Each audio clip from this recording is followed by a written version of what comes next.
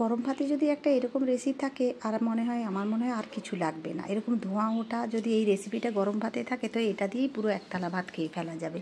আজকে আমি আপনাদের সঙ্গে শেয়ার করতে চলেছি সবজি দিয়ে মাছের ডিমের পাতলা একটা টক। খেতে খুবই সুস্বাদু, বানানো খুবই সহজ। এটা বানানোর জন্য দেখুন আমি এখানে কয়েক টুকরো মাছের ডিম নুন হলুদ দিয়ে মেখে ভেজে ডিম পিস পিস করে কেটে নিয়েছি। আর কিছু সবজি নিয়ে নিয়েছি, যেমন কুমড়ো, বেগুন, কাঁচা আম আর ঢ্যাঁড়স আর কয়েকটা কাঁচা লঙ্কা মাঝখান দিয়ে কেটে নিয়েছি। এরপর গ্যাসে একটা কড়া বসিয়ে রান্নাটা সর্ষের তেলে করবেন, করলে বেশি ভালো হবে।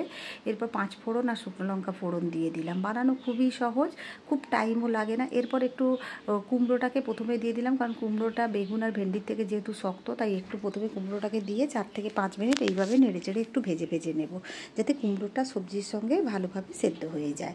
কুমড়োটা যখন একটু নাড়াচাড়া করে ভাজা হয়ে যাবে, এরপর বেগুন আর ভেন্ডিটা দিয়ে দিলাম। দিয়ে এটাকেও এবার 2 থেকে 3 মিনিট এইভাবে নাড়াচাড়া করে ভাজতে থাকবো। গ্যাসের ফ্লেমটা মিডিয়াম হিটে রাখতে হবে। এরপর বেশ খানিকটা লবণ দিয়ে দিলাম স্বাদ মতো, কারণ যেহেতু এটা টক করব তার জন্য লবণটা তো একটু বেশি দিতেই হবে। এরপর হাফ চামচের মতো হলুদ গুঁড়ো দিয়ে দিলাম, হাফ চামচ লঙ্কা গুঁড়ো দিয়ে দিলাম, কারণ আমি অনেকগুলোই কাঁচা লঙ্কা কেটে রেখেছি, কাঁচা লঙ্কাগুলো অ্যাড করবো। এবার দেখুন কাঁচা লঙ্কাটা দিয়ে দিলাম, ঝালটা আপনারা আপনাদের মতো করে নেবেন। এরপর এটাকে ভালো করে নেড়েচেড়ে একটু নেব, যাতে হলুদ লঙ্কা সবের কাঁচা গন্ধটা চলে যায়। এইভাবে নাড়তে চাড়তে একটু ভাজা করে নিতে হবে। এবার একটু চেক করে নিই, দেখুন কুমড়োটা অনেকটাই সেদ্ধ হয়ে গেছে, আর খুব একটা বেশি সময় লাগবে না সেদ্ধ করতে, নাহলে কোনোটা সেদ্ধ হবে কোনোটা হবে না, তো খেতে ভালো লাগবে না। এরপর কেটে রাখা আমগুলো দিয়ে দিলাম। আমটাও এই নুন হলুদ মশলার সঙ্গে এইভাবে একটু নেড়েচেড়ে নেব। একবার বানিয়ে দেখুন গরম ভাতে। আর এই গরমে যখন কোনো স্পাইসি কিছু খেতে ভালো লাগে না, তখন এরকম পাতলা একটা টক খুবই ভালো লাগবে। ঢেকে 3 থেকে 4 মিনিট হতে দিলাম। হওয়ার পরে আবার সব সবজিগুলোকে একটু নেড়েচেড়ে দিলাম। দেখলাম মোটামুটি বেশ ভালোভাবে সব কিছুই ভাজা হয়ে গেছে। এরপর এতে আমি পরিমাণ মতো জল দিয়ে দেবো। যেহেতু সবজিগুলো প্রায় সেদ্ধ হয়ে গেছে, ওই জন্য জলের পরিমাণটা খুব বেশি বাড়ানোর দরকার নেই। আর যেহেতু পাতলা টক করব, তো পরিমাণটা ঠিক এইভাবে রেখে আমি এখানে 2 বাটির মতো জল ইউজ করেছি। এরপর ঢাকা দিয়ে 5 থেকে 7 মিনিট হতে দেবো। দেখুন 5 থেকে 7 মিনিট হয়ে গেছে।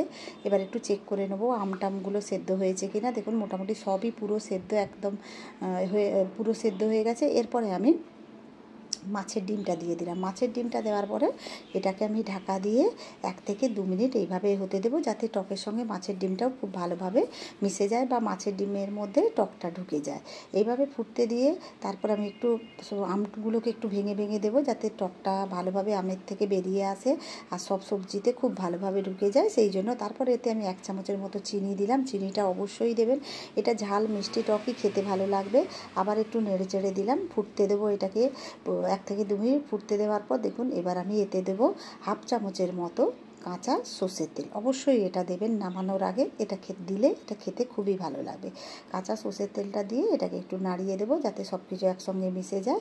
এবার আর ফোটানোর বেশি দরকার নেই। এবার গ্যাসের ফ্লেমটাকে অফ করে দেবো। আপনাদের কেমন লাগলো আমার সবজি দিয়ে মাছের ডিমের এই পাতলা টক? যদি ভালো লাগে অবশ্যই কমেন্ট করে জানাবেন, আর পারলে একটা লাইক দিয়ে দেবেন। দেখুন আমি এটাকে সার্ভ করে দিয়েছি। আপনাদের কেমন লাগলো অবশ্যই জানাবেন।